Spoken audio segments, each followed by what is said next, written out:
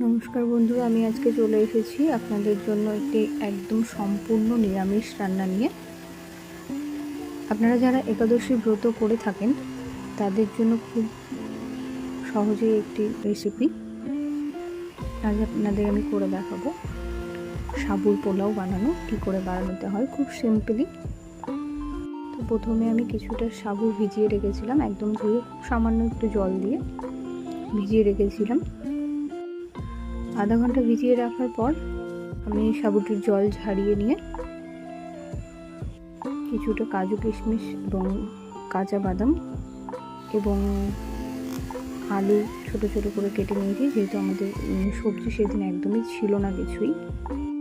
তো আমি প্রথমে একটা কড়াইতে সামান্য পরিমাণ একটু ঘি দিয়ে কাজু কিশমিশ এবং কাঁচা বাদামটা ভেজে নিয়েছি। ভেজে উঠিয়ে রাখা নিয়ে সামান্য পরিমাণ